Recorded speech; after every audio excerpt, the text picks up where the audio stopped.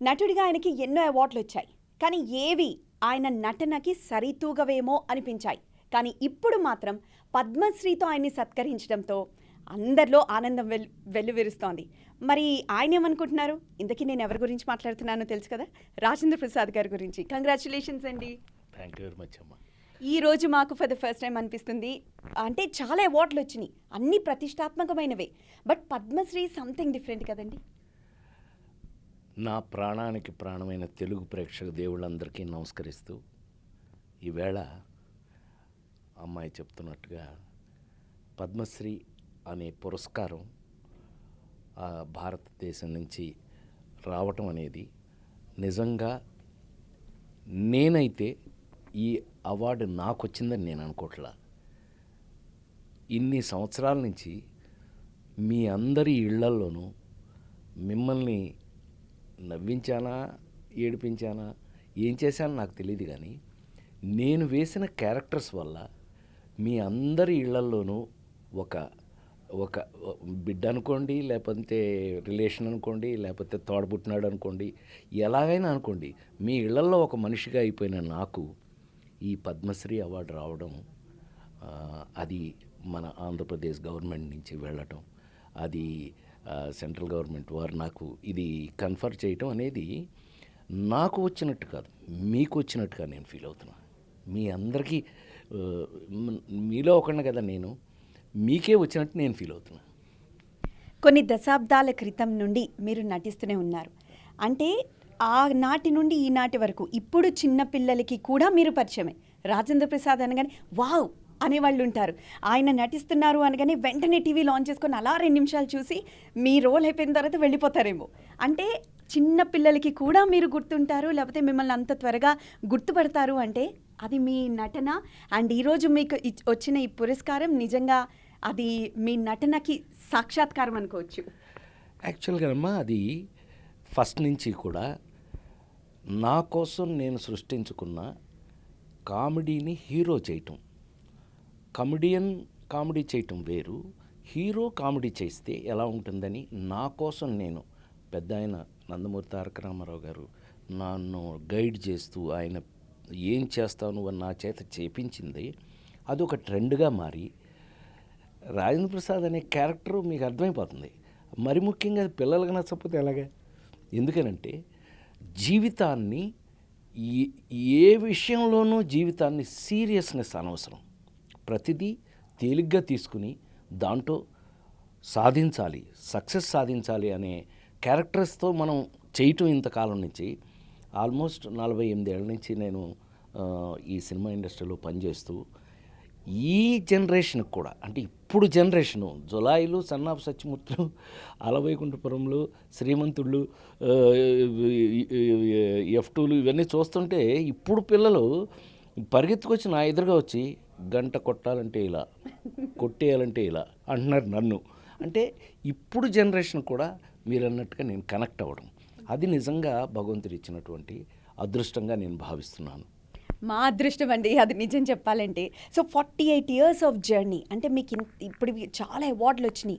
వచ్చిన ప్రతిసారి మీరు ఇంకా కొత్త కొత్తగా కనిపిస్తూనే ఉన్నారు. ఈసారి పద్మశ్రీ, మన నెక్స్ట్ ఏంటి టార్గెట్? ఇప్పటికే మీకు అర్థమై ఉంటుంది నేను ఏది టార్గెట్ చేసింది కాదు.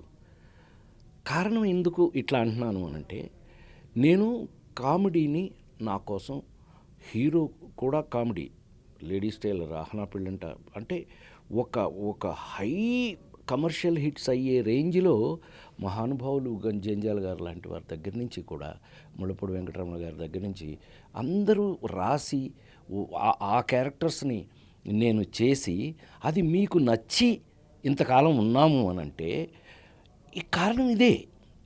సో ఇంతకాలం ఉండాలి అనంటే కనుక ఎంతకాలం ఉన్నా కూడా మీకు నచ్చే, మీకు కనెక్ట్ అయ్యే పాత్రలో ఉండటమే ఇంతకాలం ఉండడానికి గల కారణం అని నేను అనుకుంటున్నా. అయితే పాపం ఈ పిల్ల కూడా మీలాగే అడుగుతుంది, ఈ అవార్డా ఆ అవార్డా.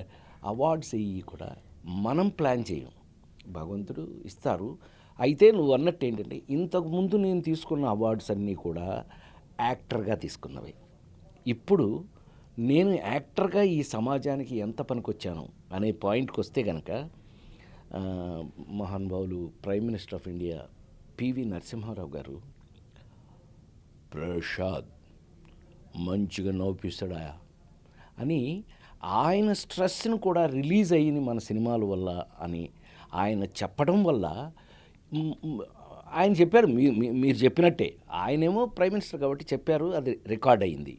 సో మన పర్పస్ అలా ఉపయోగపడడం వల్ల, నువ్వు అన్నట్టుగా ఇందాక నుంచి నువ్వు 3 సార్లు అడిగేప్పటికి అవార్డులు వచ్చినాయి, అనేక అవార్డులు నటుడిగా తీసుకున్నా ఇంతకుముందు నేను.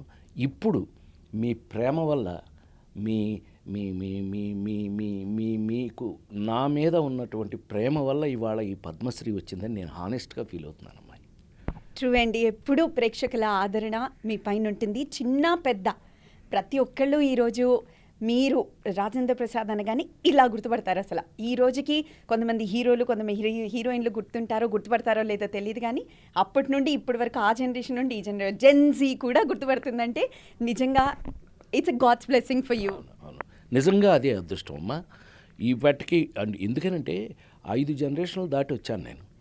రామారావు నాగేశ్వరరావు ఒక జనరేషను, కృష్ణన్నయ్య సోహన్ బాబు గారు ఒక జనరేషను, చిరంజీవి నేను ఒక జనరేషను, మహేష్ బాబు వాళ్ళు ఒక జనరేషను, ఇప్పుడు రన్నింగ్ కొత్త వాళ్ళు కూడా వచ్చారు.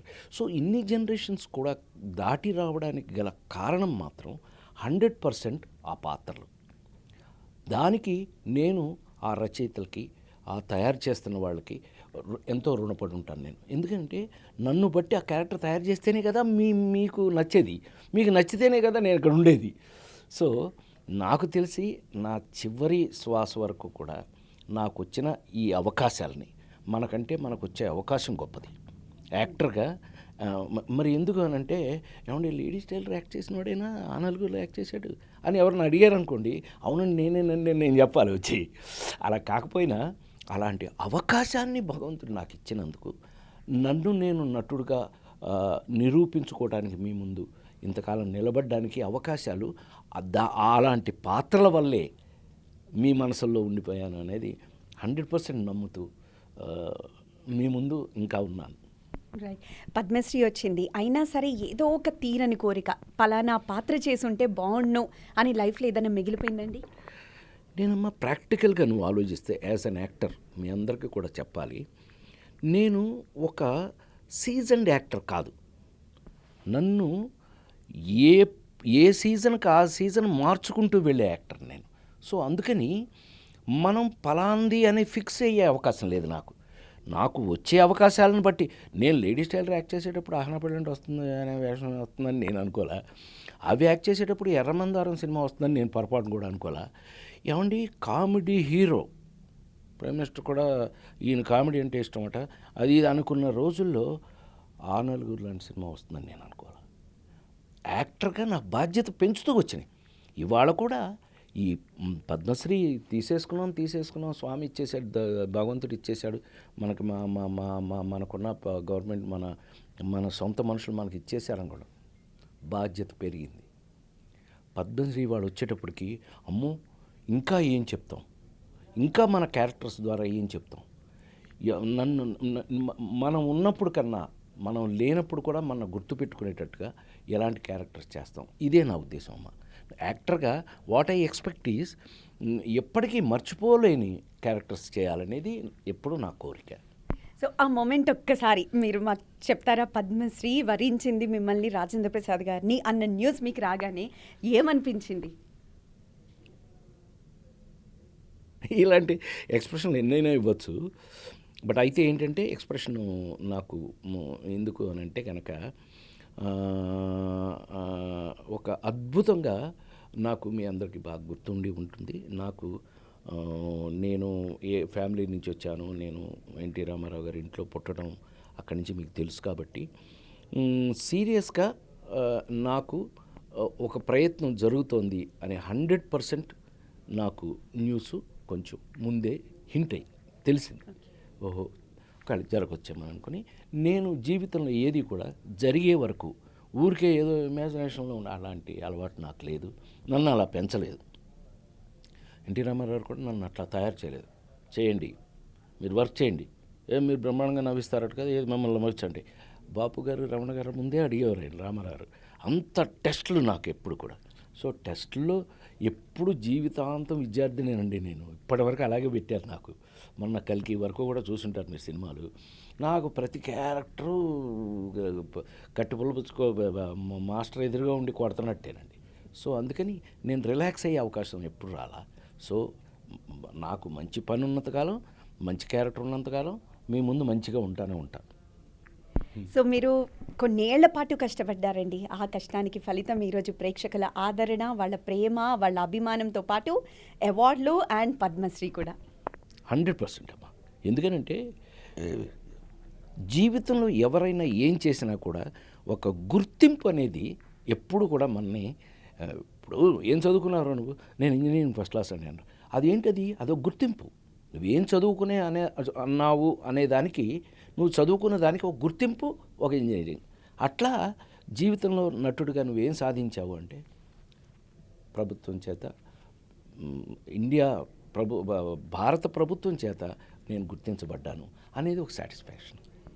వండర్ఫుల్ అండి. మీ మాటలు చాలా ఇన్స్పిరేషనల్గా ఉంటాయి. ఎంత మీరు ఒక నటుడిగా లేకపోతే మిగతా పాత్రల్లో జీవించినా మీరు మాట్లాడే ప్రతి మాట కూడా ఇన్స్పిరేషనల్గానే ఉంటాయి. కంగ్రాచులేషన్స్ వన్స్ అగైన్ అండి. ఇది మీరు పడ్డ కష్టానికి ఫలితం అండ్ మా ప్రేమ కూడా. కంగ్రాచులేషన్స్. God bless you. నీలాగే వాళ్ళందరూ కూడా నన్ను మీ మనసుతో పాటు మీరందరూ నన్ను బ్లెస్ చేసి, నేను ఇంకా 10 కాలాల పాటు, 10 కాలాలంటే మరీ ఓవరేమో, అంత కాదు, ఎంతకాలం ఉంటానో అంతకాలం మీ ఇళ్లలో, మీ ఇంట్లో ఒక వ్యక్తిగా ఉండాలని, ఇవాళ నాకు ఈ పద్మశ్రీ రావడానికి కారణభూతులైనటువంటి ఆంధ్రప్రదేశ్ గవర్నమెంట్ తరఫున నాకు తెలుసు అందరికీ పేరు పేరున హృదయపూర్వక ధన్యవాదాలు తెలియజేస్తున్నాను. ఎప్పటికీ ఎప్పుడు బ్రతికున్నంత వరకు మీ రాజేంద్ర ప్రసాద్.